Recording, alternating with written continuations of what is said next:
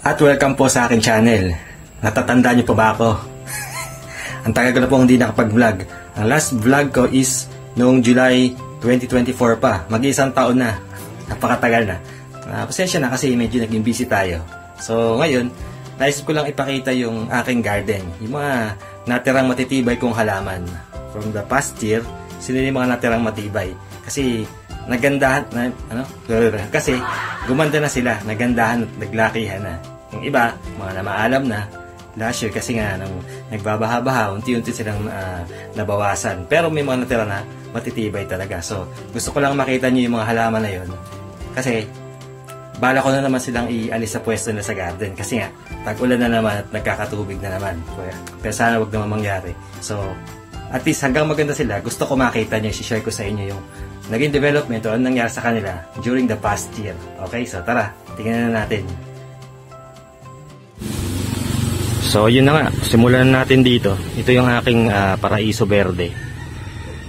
Merde na. Ayan, laki na niya. Oh. Bigyan ko kasi ng stick. Ayan, tumaas na siya. Tapos sumunod tong Monstera Deliciosa Borsigiana. Tumaas na din. Nilagyan ko rin kasi ng stick yan. Ayan. Ayan. Ang ganda na, no? Tapos ito pala, Philodendron Microstictum. Ayan. Nilagyan ko rin ng stick yan. Ayan. Oh, haba. Taas na. Tapos, itong si Amidrium medium na hindi na medium. Large na. Kasi, lumaki na yung mga dahon niya. Nilagyan ko rin ng stick yan. O, karamihan sa kanila, nilagyan ko ng stick. Ayan, o. Ayan, o. Ang taas na niya. Ang ganda. Ngayon lang lumaki ng dahon na ng ganyang kalaki yung dahon niya. Ayan. Ang ganda. Tapos pati itong si Syngonium albo variegata. Ayan. Bumalik yung mga puting dahon niya. Kasi dati na merde yan. Oh. Pero ang galing eh. Bumabalik pala yung variegation niya. Ayan. Tumaas na din. Tapos yung mga photos nating sari-sari. Tapos itong, ayan, mga sari-sari pang nagandahan na ng umulan. Ayan. Ito, Euphorbia. Dito pa. Ayan, nagtataas. Ang ganda nitong lemon lime rubber tree ko. Ayan. Tapos ito maganda din to eh. Ayan, si Ficus triangularis variegata. Ayan. Ang kapal, no? Ayan. Mga samot-saring halaman. Nagandahan, ha? Dansoniae. Tapos itong Pereskia bleo ko. Cactus to eh, na may dahon. Grabe, napakalaki na. Dati ang liit lang nito. Gantong kaliit lang yata dati. Isang sangang ganyan lang yan. Tapos lumaki na siyang ganyan. Yan. Tapos yung mga sari-sari pang halaman dyan. Tea plant. Santan. Itong Tabernae montana or yung pandakaki ko na variegated. Ang ganda, no? Ang laki na. Ang liit lang ito dati. Napulot ko lang to eh, nasangang lanta. Ayan, ang ganda, no? Ganda ng variegation. Medyo madalang tong klase ng gantong variegated na pandakaki. So, yan. Mga fern na variegated. Fern. Ayan. Yung mother plant ko ng, ano yan? Marble Queen Pothos. Ayan. Ang ingay. Thai Beauty na Caladium. Ayan, buhay na naman. Tapos itong si Frydek Alocasia, yan, ganda. Si mga Mandula Pothos ko. Yan, sari-saring pothos. Tapos yung mother plant ko ng Mandula Pothos. Ano nangyari sa'yo? Pero yan, gumanda na din eh. Dati kasi, nakalbo kasi na merde mga dahon yan.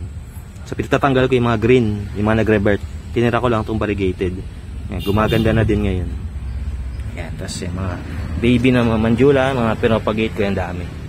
Tapos ito, ang ganda din nito. Sudorantimum ba yan? Stainless steel. Tapos itong aking Brazil. Ayan. Umapal na din dyan. Philodendron, ano to? Bilitay. Ang laki na. Dati ang lit lang yan. Tapos itong sleeping pothos ko, ang laki na din. Ang kapal na. Yun yung mother plant ko ng Enjoy Pothos.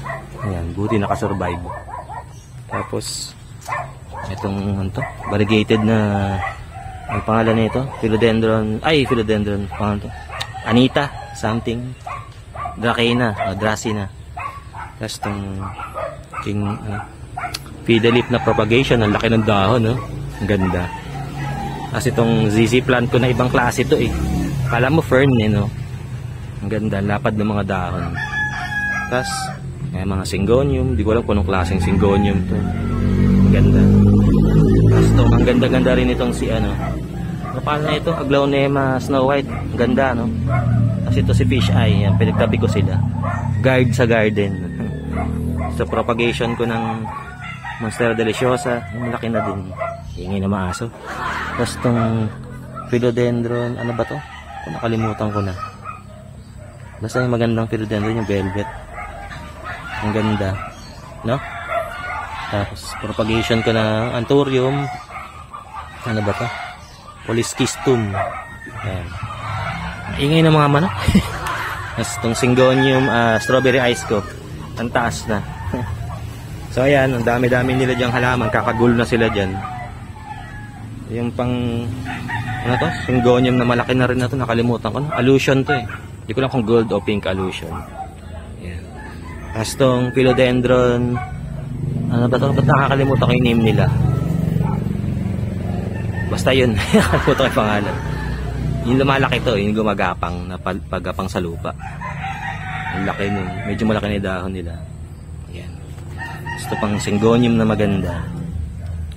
Wendlandia. Ayan. Ganda. Ito yung propa ko ng ano, Anthurium. Yan, tapos itong si Monstera, ano to? Nakalimutan ko yung pangalan. Basta, Monstera yan. Ayan. Tapos sa taas ng puno, yan, yung ating mga orchids. Tapos ito pang philodendron micans ko, yung gumapang na dun sa puno. Nayaan ko na dyan. Pero nakasabit yan. Ayan. Tapos yung rickrock na cactus ba yan? Ayan. Tapos, itong philodendron, ano ko ba to? Cream splash ko. Pinagapang ko na lang din sa puno. Nakasabit siya. Pero, ayun o. Gumapang na sa puno. Ang ganda. So, okay na siya dyan. Para na sila. Malaki na sila. Ayan. So, yun yung aking mga halaman. Ayan. Fresh. Sana all fresh. Kasi, bala ko silang alisin na dyan. Kasi, alam mo na, tag-ulan na naman. So, kailangang itaas ko na sila. Unahan ko na. Yun. So pinakita ko lang sa inyo bago ko sila alisin dito. Yung ingay ng manok, kokorus pa eh. So alisin ko sila dito bago abutan ng pakatumasan tubig. Ganyan. Yan. So unahan ko na. Isisave ko na sila. Ganun naman lagi pag tag-ulan. Paulit-ulit na lang na ganyan. Ayan. Okay. So yan lang.